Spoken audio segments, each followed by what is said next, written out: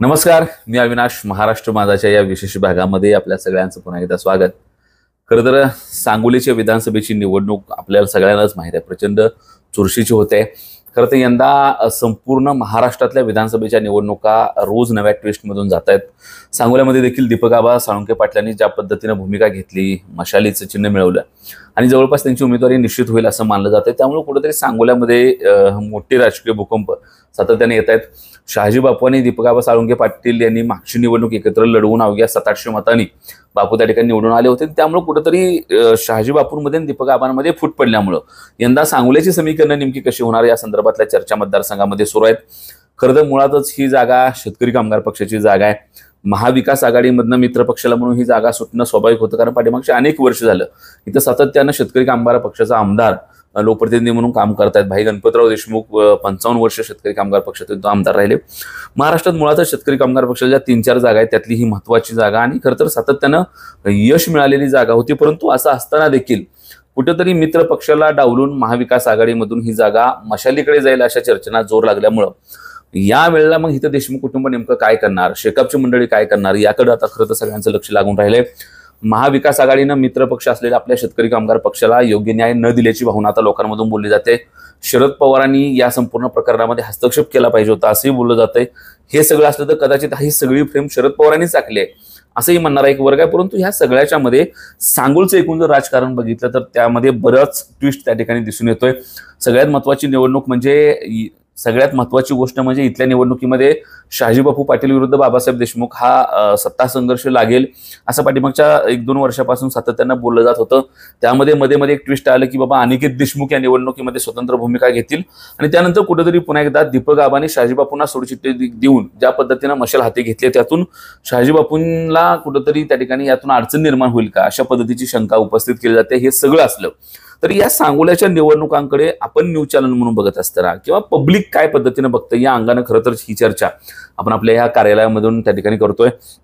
सगळ्यात महत्वाची गोष्ट म्हणजे सांगोला मतदारसंघामध्ये जर निवडणूक तिरंगी किंवा चौरंगी झाली तर त्याचा फायदा कुणाला याच्याबद्दलच्या चर्चेने सगळ्यात जास्त जोर चढलाय. कारण ही दोन्ही माणसं एकत्र असून म्हणजे शहाजी बापू आणि दीपक आबा एकत्र असताना अवघ्या 800 मताने पाठीमागच्या वेळेस हे विनिंग मध्ये गेलं होतं. त्यात ही ऐन टायमाला अनेक देशमुखांनी तयारी केली होती. आता तर पाठीमागचे 3 वर्ष झालं सातत्यानं बाबासाहेब देशमुख मैदानावर आहेत, रोज लोकांमध्ये गाठीभेटी घेतात आणि ती तयारीने जोर धरलाय. जर उद्या समजा सांगोला मतदारसंघामध्ये बाबासाहेब देशमुखांचं आणि अनिकेत देशमुखांचं जुळलं आणि ही देशमुखांची दोन्ही नातवंड जर एक झाली तर मला वाटतं सगळ्यात जास्त धोका कुणाला असेल तर तो शहाजी बापूंना आणि दीपक आबांना असणार आहे. कारण आत्ता चौरंगी निवडणुकीमध्ये मतांची विभागणी शहाजी बापूंच्या मध्ये दीपक आबा आणि शहाजी बापूंमध्ये झाली तर असं समजलं जातं तर इकडे बाबासाहेब आणि अनिकेत देशमुख यांच्यामध्ये देखील मताची विभागणी होणार आहे.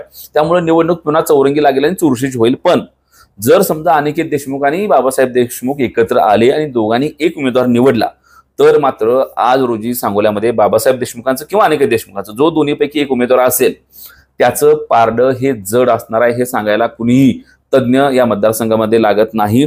मुळातच चुरशीची ही निवडणूक झाली होती आणि त्यामध्ये ज्या एकूण जागा बघितल्या तर त्यामध्ये मला वाटतं कुठंतरी देशमुख कुटुंबांना चांगलं मायलेज या निवडणुकीमध्ये मिळू शकतं.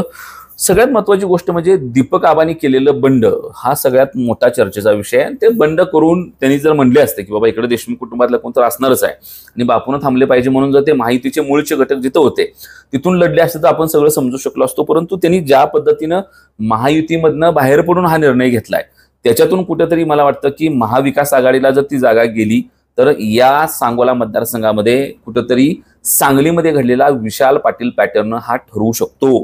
ही सगळ्यात मोठी धोक्याची घंटा शहाजी बापूंसाठी असेल किंवा दीपक आबा साळुंखे पाटलांसाठी असणार आहे. कारण ज्या पद्धतीनं नुकत्याच झालेल्या लोकसभेच्या निवडणुकांमध्ये सांगलीमध्ये जो एकूण विशाल पाटलांच्या बाबतीमध्ये घडलं की बाबा दोन्ही उमेदवार वेगवेगळ्या गटाचे असताना तिथं महायुती किंवा महाविकास आघाडीपेक्षा जो हक्काचा उमेदवार होता त्याच्या पाठीमागे लोक गेली आणि तो विजय त्या लोकसभेच्या निवडणुकीमध्ये विशाल पाटलांचा झाला. इथं सुद्धा ही जागा हक्काची आहे, मित्र पक्षाला सुटणार होती म्हणून बाबासाहेब देशमुखांनी पाठीमागच्या बऱ्याच दिवसापासून महाविकास आघाडीच्या गटातून तयारी सुरू केली होती आणि आज ऐन टायमाला जर महाविकास आघाडी त्यांना उमेदवारी नाकारणार असेल आणि ते नाकारताना जर सगळ्यात महत्वाचं जर खतरा काय आहे किंवा डेंजर काय असेल तर ते म्हणजे इथं मोठ्या प्रमाणामध्ये शेतकरी कामगार पक्षाला मानणारा वर्ग आहे. शेकापचं एक मोठं केडर या संपूर्ण मतदारसंघामध्ये आहे. जर त्याला डावलून जर दीपक आबांना महाविकास आघाडीची उमेदवारी उद्या घोषित झाली, तसं बोललं जातंय, तर मात्र इथं विशाल पाटील पॅटर्न ठरू शकतो आणि जनता ही त्या ठिकाणी अख्खा शेकाप पक्ष उद्या ही दोन भावंडे एकत्र आले तर एका बाजूला महायुतीचे उमेदवार म्हणून शहाजीबापू पाटील, महाविकास आघाडीचे उमेदवार म्हणून दीपक आबा आणि तिसऱ्या बाजूला एक विशाल पाटील पॅटर्न स्टाईल म्हणून कुठेतरी बाबासाहेब देशमुख किंवा अनिकेत देशमुख या दोघातलं कसं मिटेल. शक्यता अशी आहे की बाबासाहेब देशमुखच उमेदवार असतील आणि अनिकेत देशमुख ते जुळवून घेतील सगळं. आता तो त्यांचा कौटुंबिक विषय. हे सगळं जर झालं तर इथं बाबासाहेब देशमुखांना चांगलं मायलेज पुन्हा एकदा मिळू शकतं. ते विनिंग पर्यंत जाऊ शकतात कारण फूट इकडे पडणार आहे. शहाजी बापू आणि दीपक आबांच्या मतामध्ये फूट पडणार आहे. बाबासाहेब देशमुखांना मानणारा वर्ग किंवा देशमुख कुटुंबांना मानणारा वर्ग जर अनिकेत देशमुखांनी जुळवून घेतलं तर एक गट्टा मतदान त्यांना मिळू शकतं. अर्थात त्यातली 10% मतं जरी इकडं परत दीपक आबांनी घेतली किंवा शहाजी बापूंनी वेगवेगळ्या पद्धतीने मॅनेज करून घेतली तरी फरक पडणार नाही. ती जागा आहे अशी बाबासाहेब देशमुख जिंकू शकतील. त्यामुळं कुठेतरी वेगवेगळ्या पद्धतींच्या शक्यतांना त्या संपूर्ण त्या ह्याच्यामध्ये आलाय सांगोल्याच्या विधानसभा मतदारसंघामध्ये. आणि मग नेमका विशाल पाटील पॅटर्न झाला तर तो कुणाच्या अंगलट येणार हा मोठा डाव तिथं आहे.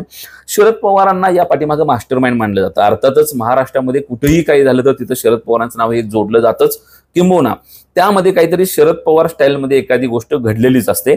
इथं देखील ती घडली जाऊ शकते. कदाचित शरद पवारांनीच हा डाव आखलेला असू शकतो. महाविकास आघाडीचा उमेदवार आणायचा असेल तर ती पलीकडची जी जोडगुळी आहे बापू आणि आबांची ती तोडली पाहिजे. आणि मग इथं जर हे करायचं असेल तर मुद्दामून महाविकास आघाडीचा उमेदवारी ही दीपक आबांना द्यायची. परंतु अप्रत्यक्षरित्या इथं जर शेकापचं जरी शीट निवडून आलं तर ती जागा महाविकास आघाडीलाच मिळणार आहे. त्यामुळं या समीकरणामध्ये कुठेही महाविकास आघाडीचा नुकसान होणार नाही याचं गणित कदाचित शरद पवारांकडून घातलं जाऊ शकतंय. सगळ्यात महत्वाची गोष्ट म्हणजे उद्धव ठाकरेंनी असं का केलं हा संपूर्ण चर्चेचा विषय. पाठीमागं झालेल्या विधान परिषदेच्या निवडणुकीमध्ये देखील भाई जयंत पाटील म्हणजे जे शेकापचे आमदार होते अलिबागमधून त्यांच्या विधान परिषदे बाबतीत देखील कुठेतरी उद्धव ठाकरेंनी दगाफटका केल्याची चर्चा आहे. त्यांनी ऐन टायमाला त्यांचे निकटवर्ती किंवा त्यांचे स्वीय सहाय्यक समजले जातात त्या नार्वेकरांना त्या ठिकाणी तिथं ऐन टायमाला विधान परिषदेमध्ये उभा केलं. ती मतं त्यांच्याकडे फिरवली आणि त्यामुळे जयंत पाटलांचा पराभव झाला अशी देखील चर्चा आहे. त्यामुळे कुठेतरी तो एक राग मनामध्ये आहे की उद्धव ठाकरे आणि शेतकरी कामगार पक्ष याच्यामध्ये काही अंडरलाईन काहीतरी सुप्त वाद किंवा काहीतरी छुपा संघर्ष सुरू आहे का ही म्हणायला सुद्धा या ठिकाणी वाव आहे. कदाचित त्याच्यामुळं इथं या जागेला ऐन टायमाला हक्कानं ही जागा उद्धव ठाकरे मागू शकतात. अर्थात असं म्हणताना उद्धव ठाकरेंनी ही जागा मागण्याच्या पाठीमागे हा देखील विचार आहे की ही जागा मुळात शहाजी बापू इथून आमदार होते ते उद्धव ठाकरेंच्या गटातूनच निवडून आले. शिवसेना धनुष्यबाण ज्यावेळेला उद्धव ठाकरेंकडे होता त्यावेळेचे ते उमेदवार होते. त्यामुळं शहाजी बापू निवडून आले त्यावेळेला ते उद्धव ठाकरेंचेच उमेदवार होते आणि पुन्हा ते महायुतीमध्ये गेल्यामुळं आता ते एकनाथ शिंदेकडे असले तरी ही जागा उद्धव ठाकरेंची हक्काचीच आहे. त्यामुळे देखील कदाचित माझी हक्काची जागा मी का सोडवू ही देखील भावना उद्धव ठाकरेंची असू शकेल. परंतु महाविकास आघाडीमध्ये आल्यानंतर जो एकूण महाविकास आघाडीचा जो धर्म आहे तो धर्म मात्र या ठिकाणी पाळलेला दिसत नाही. त्याचे परिणाम महाविकास आघाडीला त्या ठिकाणी भोगायला लागू शकतात. ही सगळ्यात महत्वाची गोष्ट आहे. हे सगळं असलं तरी सांगोला तालुक्यामध्ये आणखी एक ट्विस्ट आहे. सांगोला तालुक्यामध्ये यंदा मराठा आरक्षणाचा इम्पॅक्ट काय पडणार ही देखील चर्चा आहे. तिथं मराठा समाज शहाजी बापूंच्या पाठीमागं जायचं म्हटलं दीपक आबांच्या पाठीमागं जर जायचं म्हटलं तर जरांगे पाटलांची लाईन काय ही गोष्ट विचारात घेणार आहे. दुसऱ्या बाजूला तिथूनच लक्ष्मण हाके जे धनगर समाजाचं नेतृत्व सध्या आंदोलनाच्या माध्यमातून करतात त्यांची लाईन काय याचा देखील परिणाम होऊ शकतो. निवडणुका जातीय मुद्द्यावर व्हाव्या असं आपलं अजिबात मत नाही. लोकशाहीत ते होऊच नये किंवा निवडणुकामध्ये जात समीकरणाची चर्चाही होऊ नये हे जरी खरं असलं आणि महाराष्ट्र माझाची कुठलीही इच्छा किंवा महाराष्ट्र माझाचं तसं कुठल्याही पद्धतीचं म्हणणं किंवा तसे कुठल्याही पद्धतीचा हेतू नसला तरी देखील एक गोष्ट नाकारून चालणार नाही की सांगोल्यामध्ये बऱ्याच गोष्टीमध्ये जातीय समीकरणं देखील आहेत. मराठा समाज आणि धनगर समाजाचं प्राबल्य असलेला हा मतदारसंघ आहे आणि तोडीस तोड प्राबल्य असल्यामुळे नेमकं कोण कुणाच्या पाठीमागं कसं जातं हे जर बघितलं आणि उद्या दोन मराठा उमेदवार एकमेकांच्या समोर विरोधामध्ये उभे राहिले आणि दुसऱ्या बाजूला इकडून धनगर समाजातून एक उमेदवार उभा राहिला तर मात्र त्या ठिकाणी पुन्हा एकदा सामाजिक समीकरणं जर चालली ती चालावी असं आपलं मत नाही. आपण लोकशाही प्रक्रियेवर विश्वास ठेवणारी माणसं आहोत. चॅनलचं इथं संमत नाही. पण समजा जाती गणित होतातच, ही राजकीय मंडळी करतातच किंवा पब्लिकमध्येही ती मानसिकता असते. जर उद्या झाली तर त्या जातीय समीकरणाचा फायदा देखील बाबासाहेब देशमुखांनाच पुन्हा होणार आहे. त्यामुळं आज जे काही सांगोला मतदारसंघामध्ये सुरू आहे ते दीपक आबांचं बंड असेल, दीपक आबांनी मशालीवर तिकीट मागणं असेल, उद्या महाविकास आघाडीकडून घेतली उमेदवारी मशालीला जाहीर होणं असेल, शहाजी बापू आणि दीपक आबा एकमेकांच्या विरोधात उभं राहणं असेल आणि मग त्यामध्ये अनिकेत देशमुखांचं आणि बाबासाहेबांचं जर जुळलं तर इथं सांगोल्यामध्ये बाबासाहेब देशमुखांचा विजय होऊ शकतो, ही गोष्ट नाकारता येणार नाही. त्यामुळं उद्या या विजयाच्या अंगानंच यांच्या सगळ्यांची पावलं पडतायत का कदाचित मग बाबासाहेब जर इथं विनिंगमध्ये जाणार असतील तर आपण थोडंसं जुळवून घेतलं म्हणून ऐन टायमाला शेवटी जे संकेत परवा बोलताना अर्थात विरोधी बाकावनं दिलेत आपल्या उत्तमराव जानकरांनी की शहाजीबापू ऐन टायमाला थांबतील, त्यांचं वय बंद झालंय, तर ते झालं तर कदाचित मग ही लढत एकाच एक लागू शकते आणि मग शहाजीबापू पाटील थांबले आणि दीपक आबा उमेदवार झाले तर त्या ठिकाणी निवडणूक होऊ शकते. पण कसं होणार हा मोठा प्रश्न आहे, कारण आबा माहितीत असते तर हा पॅटर्न चर्चेला जाऊ शकत होता. दीपक आबा आता महाविकास आघाडीमध्ये आले, त्यामुळं मला वाटत नाही की शहाजीबापू या संपूर्ण मतदारसंघामध्ये थांबतील. त्यामुळे जर हे समीकरण अशी चालत राहिली तर बेनिफिट कुणाला उचलणार, बंडाचा फायदा काय होणार, जातीय समीकरण कसं चालणार, आरक्षणाचे इम्पॅक्ट दोन्ही बाजूनी धनगर आरक्षण आणि मराठा आरक्षण अशा अंगाने कसं होणार, हा सगळ्यात महत्त्वाचा प्रश्न आहे. शहाजी बापूंनी पाठीमागच्या 5 वर्षामध्ये इथं कामं केली, पाणी आणलं, 55 वर्षात झाला नाही तेवढा विकास मी केला, हे सगळं त्यांच्याकडून सांगितलं जाते. हे सगळं होत असलं तरी सांगोला मतदारसंघामध्ये शहाजी बापूंच्या टक्केवारीची मोठी चर्चा झाली की मोठ्या प्रमाणामध्ये टक्केवारी शहाजी बापूंनी घेतली. दीपक आबांचं सातत्याने हे म्हणणं राहिलं की पाठीमागच्या वेळेस असं ठरलं होतं की यावेळेला आम्ही तुम्हाला मदत करणार आहे, 24च्या निवडणुकीमध्ये तुम्ही आम्हाला मदत करायची आहे, त्यामुळं तुम्ही आम्हाला मदत करावी. मध्येच दीपक आबांचं स्टेटमेंट होतं की मी आतापर्यंत शेकापला मदत केली आहे, बापूंना मदत केली, आता या दोघांनी थांबलं पाहिजे, मला मदत केली पाहिजे. आता तर राजकारणात असं काय होत नसतं, आपल्याला सगळीकडे माहित आहे. आणि तिसऱ्या बाजूला बाबासाहेब देशमुख आणि अनिकेत देशमुखांतला संघर्ष, या सगळ्या चौरंगाचा जर विचार केला आणि निवडणूक तिरंगी लागली, जातीय समीकरणं हाताला लागली आणि सगळ्यात महत्वाची गोष्ट म्हणजे जर दीपक आबांच्या आणि शहाजी बापूंच्या मतामध्ये उभी फूट पडली, मराठामध्ये विभागलं गेलं तर त्याचा फायदा थेट बाबासाहेब देशमुखांना होऊ शकतो.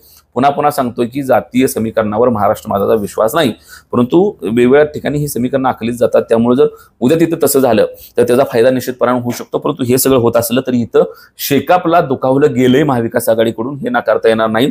जर महाविकास आघाडीकडून शेतकरी कामगार पक्ष दुखावला गेला तर त्याचे यातले सांगोला मतदारसंघातले पडसाद इतर ठिकाणी देखील पडू शकतात. ही सगळ्यात महत्वाची गोष्ट याच्यामध्ये आहे. याहून अधिक महत्वाची गोष्ट म्हणजे धनगर समाज मोठ्या प्रमाणामध्ये देशमुख कुटुंबाच्या पाठीमागे आहे. जर हक्कानं एवढ्या दिवसाची तयारी करायला लावून जर ऐन टायमाला महाविकास आघाडीनं इथल्या त्या उमेदवाराची जर उमेदवारी कट केली आणि दीपक आबांना जर ती उमेदवारी दिली तर धनगर समाज देखील त्या ठिकाणी महाविकास आघाडीवर नाराज होऊ शकतो, जो ऑलरेडी थोड्याफार प्रमाणामध्ये आहेच. सगळ्यात महत्वाचं म्हणजे एका बाजूला मराठा आरक्षणाच्या नावाखाली त्या मराठा आरक्षणाला शरद पवारांचा चांगला पाठिंबा आणि ते जे साठलोट्याबद्दल चर्चा होते त्याचा बेनिफिट जसं एका बाजूला शरद पवारांना होतं त्याचा तोटा देखील आहे.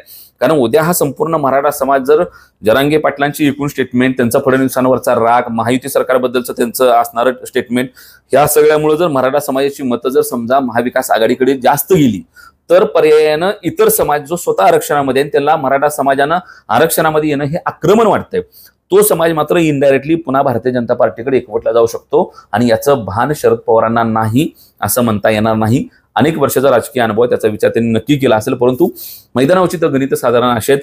आपण देखील महाराष्ट्र माझाच्या वतीने ह्या सगळ्या गणितांमध्ये असणार आहोत. त्या वेळेला जे जे घडतंय, जे जे दिसतंय, जे जे वाटतंय, आज जे मला समीकरण वाटते की इथं एकूण जातीय समीकरणं आणि आबांच्या आणि बापूंच्या मताच्या विभागणीमुळे बाबासाहेब देशमुखांना फायदा होऊ शकतो, ही जरी लाईन आजची असली तरी उद्या निवडणूक जशी समोर जाईल, पुढे जाईल, तसे समीकरणं बदलू शकतात. त्या वेळेला अर्थात बदललेल्या वातावरणानुसार महाराष्ट्र माझाचं स्टेटमेंट देखील बदलू शकतं, अंदाज बदलू शकतात. तशांगाने आपण वेगवेगळी व्हिडिओ देखील येत्या काळामध्ये करणार आहोत. परंतु तुर्तास तरी आता जे काही सांगोला मतदारसंघामध्ये चाललंय त्याचा थेट लाभ देशमुख कुटुंबांना होतानाचं चित्र मात्र पाहायला मिळतंय. यासारख्या वेगवेगळ्या मतदारसंघामधली वेगवेगळी विश्लेषण आपण जिथं आपल्याला वेळ असेल या संपूर्ण नियोजनामधनं तिथं बसून करणार आहोत. ते पाहण्यासाठी तुम्हाला महाराष्ट्र माझाला सबस्क्राईब करून ठेवावं लागेल. आणि ह्या एकूण अंदाजाबद्दल तुम्हाला देखील काय वाटतं वेगवेगळ्या मतदारसंघातल्या आणि आपण अजून कुठल्या मतदारसंघाबद्दल बोललं पाहिजे इथल्या आसपासच्या, त्याच्याबद्दल तुम्ही कमेंट बॉक्समध्ये कमेंट देखील करू शकता. धन्यवाद.